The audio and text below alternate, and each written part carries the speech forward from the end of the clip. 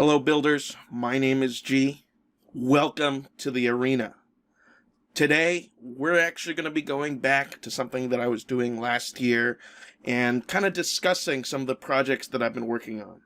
And I call them projects and not startups because a startup is when something actually goes in motion. The product is being used by a customer and is currently being evaluated for that product market fit that every founder wants to be looking for. And so when you're really in the building process and you're doing customer discovery, I really call that like the project stage as opposed to actually working on a startup.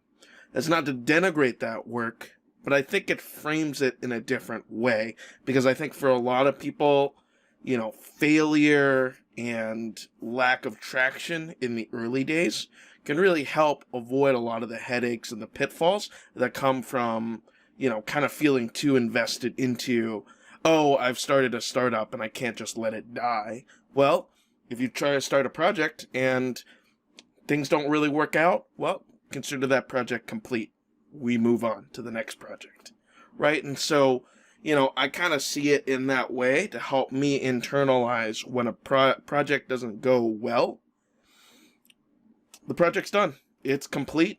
I did my duty. I did my job to kind of investigate it fully, and then I move on to the next thing. Because when I say I'm starting a startup and I'm working on it, I feel invested in it, right? As a personal kind of investment into it. My blood, sweat, and tears into it.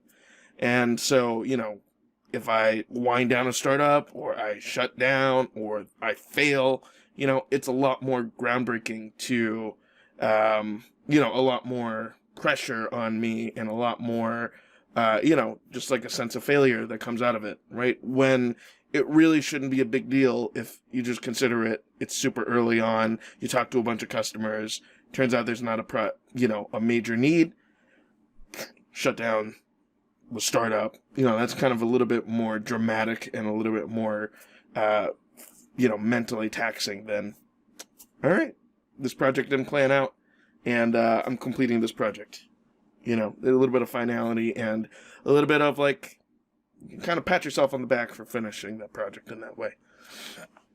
So why do I kind of mention that at the start? So for a lot of people, they know that I've been working on Pocket Founder. And the goal of Pocket Founder is to be the virtual founder co-pilot, basically on your phone, being able to help you build your startup as you do it. The elusive kind of startup operating system that a lot of investment theses in the past have had. A lot of people have tried to do it, not really successful across the board yet. And this was going to be my swing at it. And really, I identified kind of as a beachhead product to kind of work on within this kind of big vision of kind of a founder co-pilot is to help founders build pitch decks. And, I created the brand Poke Founder, kind of a shortened version of Pocket Founder, as being, a product in your pocket to be able to build pitch decks in your phone, right? Unfortunately, as I've been building it, it's been a very long journey to build different iterations of it and try to come up with the best thing possible. This is definitely not something where there's a lack of customer need. Obviously I had over 200 or something odd signups that I've collected over time. You talk to everyone. Oh, your thing is supposed to help me build a pitch deck. That's awesome. I need it. Right? And there's a really big customer need around it.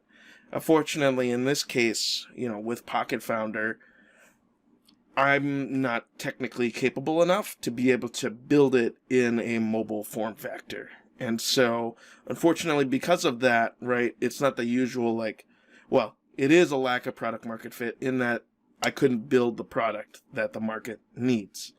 It's my technical capabilities that are not able to do it. And, going in, I've never built an app before, just learning mobile app development on the fly. I gave it my best shot. I pushed forward a prototype product, just not polished enough, just not clean enough that I felt like it actually adequately addressed the problem as an MVP. So, in the case of being technically feasible, kind of a failure there. Now, I could just say that this is project complete, move on, into the sunset and find the next thing. But it just keeps bothering me that this is a problem. There's so much customer need out there that's being unmet. And so I decided, usually you do a pivot when there's no customer need into a new idea, into a new area to reevaluate it. In this case, I decided to look back at different forms of technology to see how we can address this. And there's kind of two paths that I'm currently seeing going forward that I'm going to be trying going forward. And so I'm going to try the technically harder thing first and have a shorter leash on it. So like if it doesn't actually pan out and I'm not able to complete this within the next 3 months, moving on to the next thing, moving on to plan B, basically. And I'll give myself a 3-month time window where if I'm not feeling like this project is, kind of wheel spinning, we're kind of stuck in a ditch somewhere, if you will, and we're not moving forward to actually being able to address the customer need, then we move on to plan B. And so plan A is to build it on web. I was able to find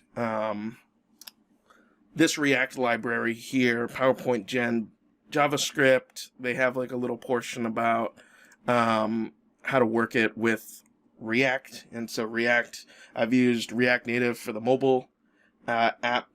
And so, just being able to use React to be able to build the website version.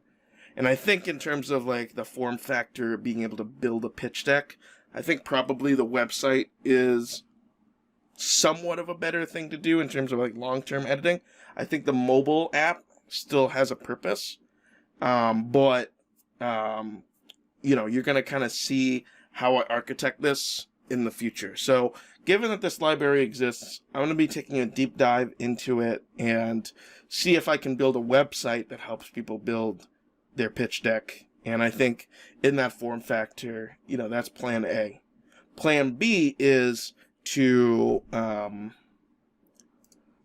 just to build a bunch of Google Slide templates and then on a website just kind of allow for you to link out to different templates that are probably close enough to what you need for your particular pitch deck. So you can see how plan B is not as desirable as plan A.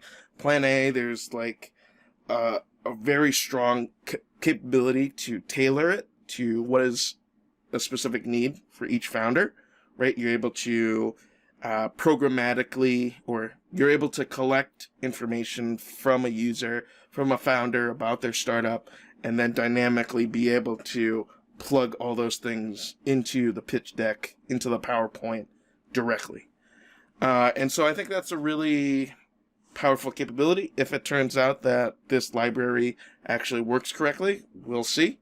And you're going to be able to see because I'm going to give weekly updates again. This is going to be week 1 for plan A. And, we're going to go and try to work on this. So that's going to be going into the next week. I'm going to start the kind of updates on Friday. And so next Friday, you should expect to see another update from me. Presumably, hopefully, a product demo. But, we're going to be moving forward with using this library. And then plan B, just a bunch of Google Slides, and then having websites with, you answer the questionnaire in a particular way. It funnels you to, one of the Google Slide templates that you, unfortunately, because there's probably not an elegant way to programmatically fill stuff into the Google Slides, be able to, fill it out programmatically, but instead you're going to have to fill it out yourself. So maybe there's some elegant copy paste that I can help you with, but, plan B is just, not the preferred option, but technically more simple if I'm not able to figure out this library. So, kind of disappointed in myself, not able to actually technically get this done. I'm sure if I just hit my head against the wall for another 6 months, I'd have something that I'd be somewhat happy with, but at that point, why bother? I think that the juice isn't worth the squeeze at this point. Now, that being said, I think that the mobile app, given that this library, I was kind of reading through it, you're able to programmatically, on a server side, be able to generate a pitch deck. I think that what you can do is answer the questionnaires. The mobile app can just be like a series of forms, basically. And it's not the most engaging thing in the world, just filling out a bunch of forms on your phone. But, given that the process for the Pocket Founder app was to fill out a bunch of questionnaires about each particular slide, and then from that be able to generate the slides off of your question, the questions, your answers. That's basically, that can be something that's easily done in the mobile app. Then you send it up to the server, and then, on the website, you'll see the full PowerPoint because it's easier. I found another library to view PowerPoints in React, so on web. So presumably the flow would be you build it on your phone, then switch to a laptop to see the end result. So, you could be in a mentor meeting, you could be sit down with a bunch of people, they can provide their inputs via phone, and then, see it emerge on the laptop. So, not as needed, I don't think, and so that's going to be probably a secondary thing for the mobile app. I'm still thinking that there are other things that I've kind of had early customer discovery about, so the mobile app will probably be kept around, but in terms of like the pitch deck product itself, the centerpiece of it will be on web. So that's kind of my updates. Kind of a disappointing, end to 2023, and I'd like to see going into 2024. This is kind of an optimistic moment, right? Going on in a different path. Going to be trying out a little bit of a tech pivot here. And so, I'm kind of looking forward to seeing how the website looks and being able to actually address this market need, because I'm hearing from everyone, a lot of people struggling with their pitch decks. I've been doing these React videos and slowly releasing them over time. I think a lot of founders need help on their pitch decks, their slide decks, and their pitch themselves. So if I'm able to help out and build a product that addresses people's need and they find it valuable, all's the better. And so I'll leave you guys off with remembering, if G can build, so can you. Thank you so much for watching until the end. If you like all of the startup content that I put out, or want to see different parts, different types of startup content, like this video, subscribe, ring the notification bell to let you know when the next video comes out. Thank you so much for watching.